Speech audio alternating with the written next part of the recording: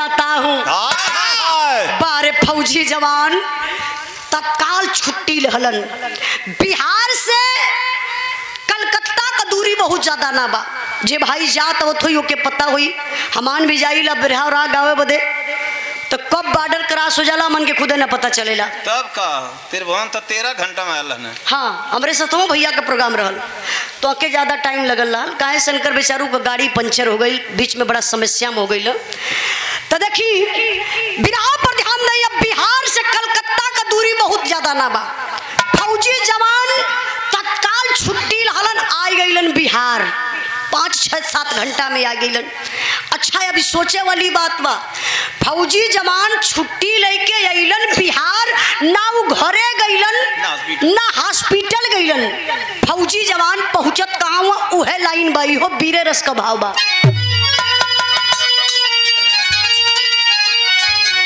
अरे मिला दरोगा से नहर तत्काल दाल में काला बा, नर्स को पूछने लगा सवाल दाल में काला बा।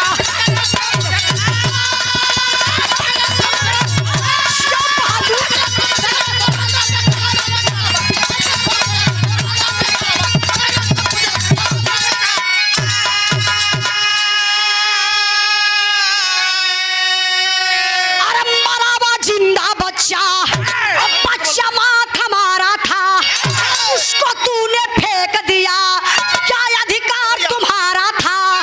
अरे उस नर्स को मारा, बुट संभाल दाल में काला बा, बता दे साली हालत बेल्ट निशान दाल में काला बा।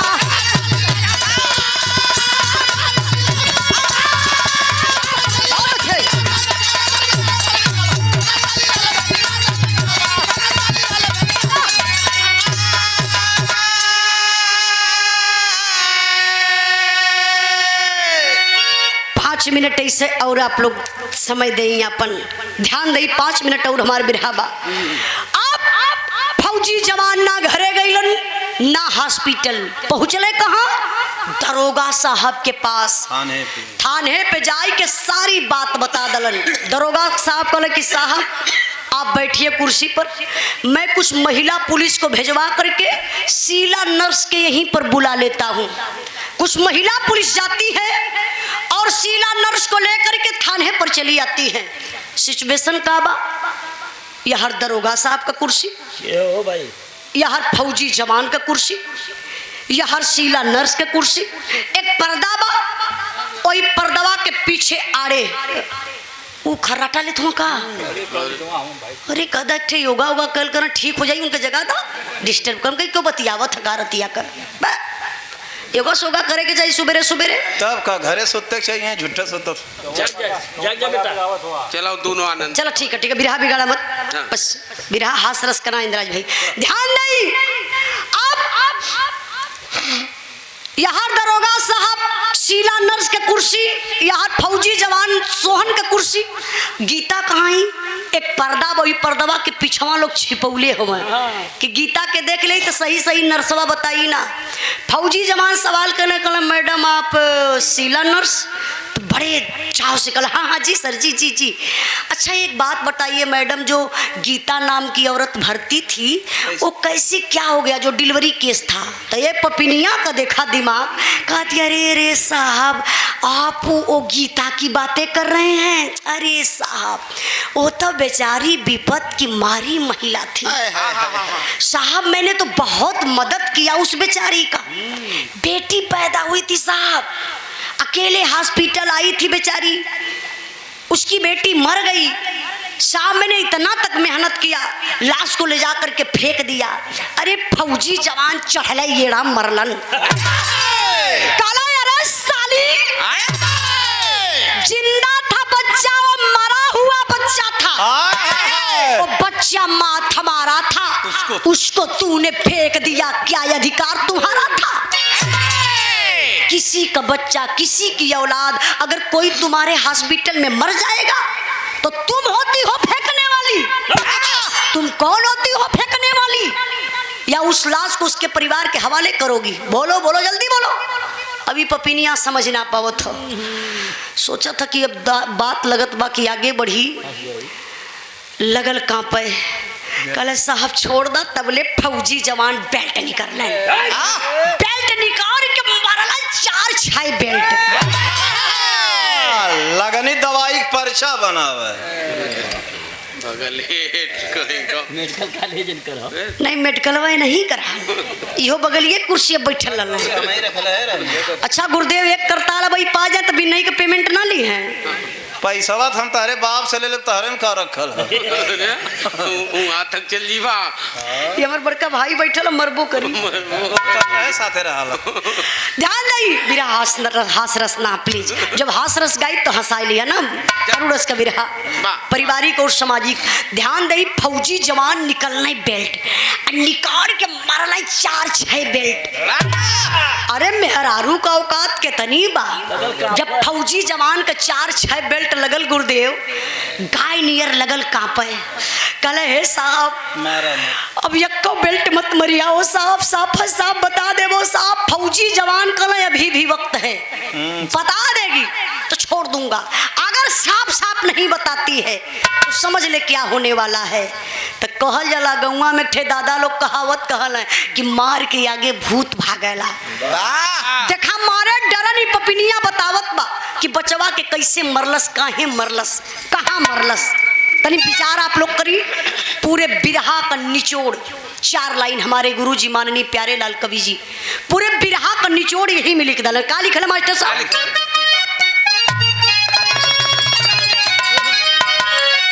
भय के आगे मौत भी लैले दुनिया में बाबू, छोटे छोटे पापी अलकाई कावल रखे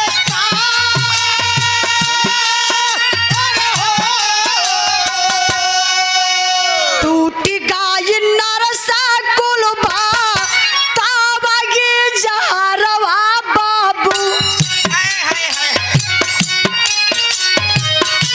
पैसा पे बेच दिहली अपन होई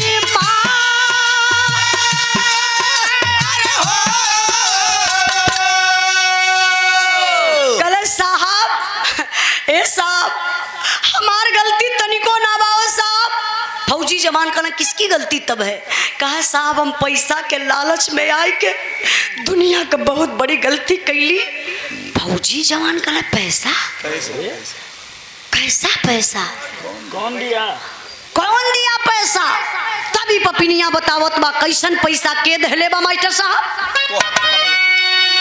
तो हर बड़ा का भैया दहल हम के रुपया साहब, गार भन मारा बाद बाबुआ का जा।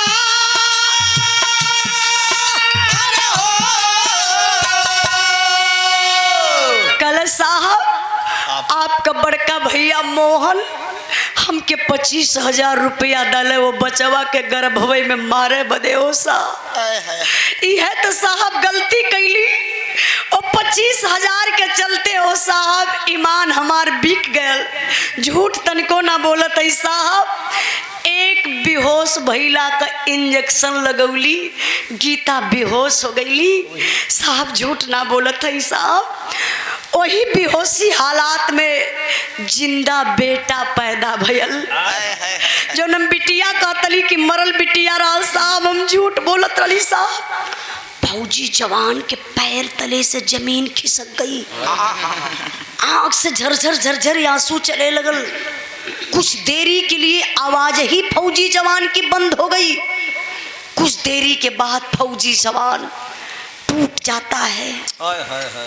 सवाल करते हैं सोहन कला की जिंदा बच्चा पैदा हुआ था, तूने मार दिया, कैसे मारा रे? क्या गलती? गलती हमसे हो सकती है, गलती गीता से हो सकती है, लेकिन वो मासूम बच्चा जो पैदा हुआ अभी दुनिया नहीं देखा, कौन सी इतनी बड़ी गलती कर दिया तूने? क्यों मारा, कैसे मारा? तब वो पपिनिया बतावत बा काहे मरले बा, कैसे मरले बा। बाबू तनी ध्यान दें आप लोग। जनमल सुगानावा के झोरावा में रखली साहब झाड़िया में फेंक आइले जावा ओ बीरा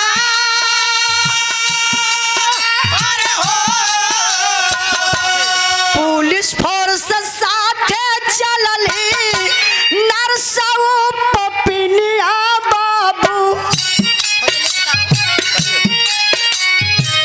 झाड़िया की ओर आइले जाबा दुखमा